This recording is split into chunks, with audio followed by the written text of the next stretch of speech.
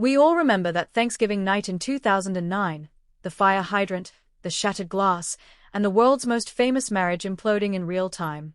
4 years after, Ellie Nordegren was reduced to a single, suffocating label. The silent wife of Tiger Woods, a woman defined entirely by his shadow and his scandals. But seeing her in 2026 is a genuine shock to the system. She didn't just survive the fallout. She orchestrated a quiet, stunning revolution, trading the tabloid glare for a life that is, authentically and finally, entirely her own. The transformation of Ellie Nordegren is not the typical Hollywood glow-up involving a reality TV contract and a new line of lifestyle vitamins. The 2026 version of the woman once known as the stoic, silent shadow of the greatest golfer in history is something far more radical. She is entirely, stubbornly, refreshingly normal. To see her today at a South Florida youth sports complex, clutching a lukewarm coffee, wearing a sensible linen blazer, and corralling a small army of children, is to witness a person who has successfully performed a vanishing act in plain sight. She didn't just leave a marriage, she left the very concept of celebrity at the curb, and in doing so, she became the most intriguing person in the room. The most jarring shift isn't just that she looks radiant. At 46, she possesses a kind of weathered serenity that only comes from surviving a Category 5 social hurricane. The real surprise is that she is now a mother of 6. For those who still picture her with just Sam and Charlie, the math of her current life is the first jaw-dropping moment. Since 2019, Ellie and her partner, former NFL star Jordan Cameron, have built a sprawling, blended family. With 3 young children of their own, Zeta, Freya, and Arthur, plus Jordan's son from a previous relationship, her world is a constant whirlwind of school runs, teething, and teenage drama. The Swedish nanny who once cared for the world's elite is now the CEO of a household that requires more logistics than a PGA Tour stop. But the real twist in the Ellie Nordegren story isn't found in her family tree, it's found on her office door.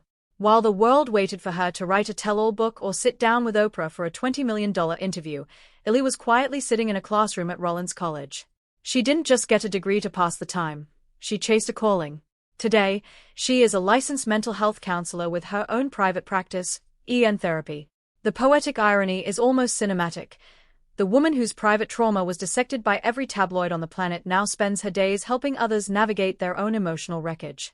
She took the shards of her broken life and turned them into a lens through which she helps others see clearly. By 2026, her relationship with Tiger Woods has reached a state of grace that once seemed impossible to imagine. They aren't just cordial co-parents, they are genuine allies.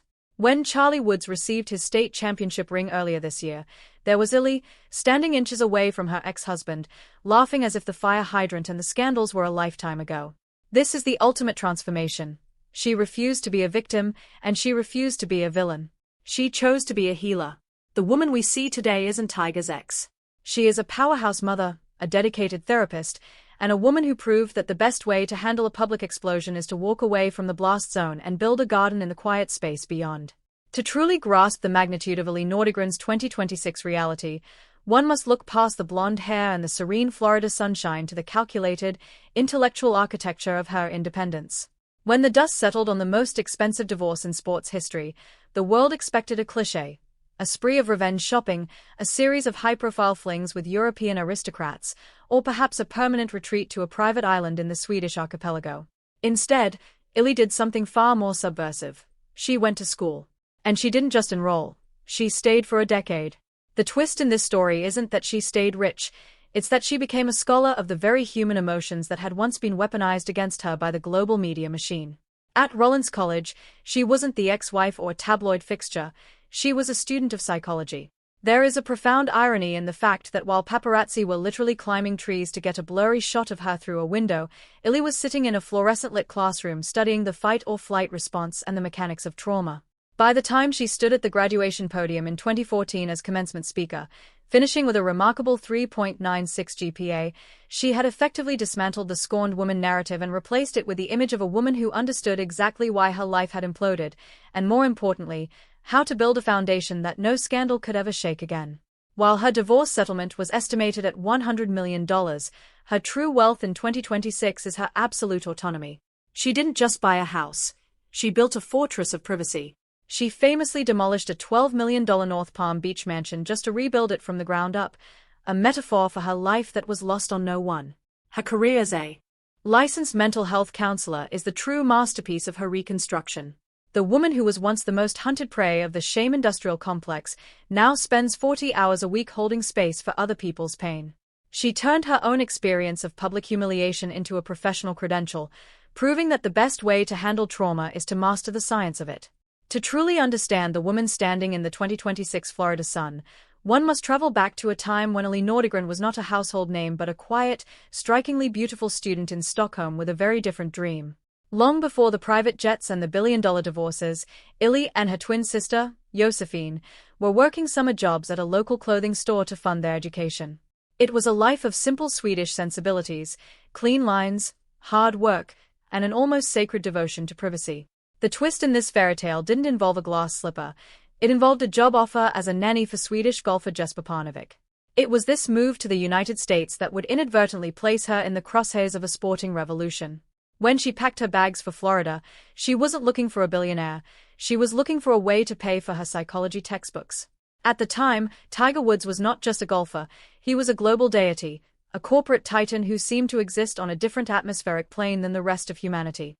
When he first laid eyes on Ellie, she was not impressed. She initially turned him down, focused on her studies in child psychology and uninterested in the ego-driven circus that trailed the world's #1 athlete. But Tiger, known for his relentless pursuit of any goal, was persistent. The courtship was a whirlwind of international travel and hushed conversations, a prodigy meeting his match in a woman who refused to be dazzled by his fame.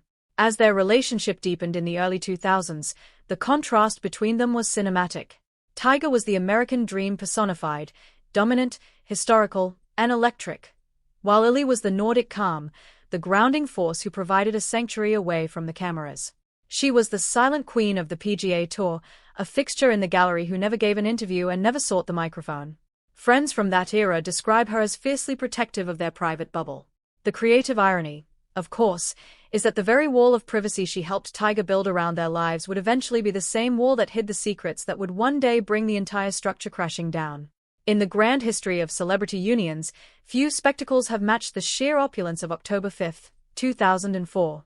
Tiger Woods didn't just host a ceremony at the Sandy Lane Resort in Barbados, he staged a takeover of an entire island.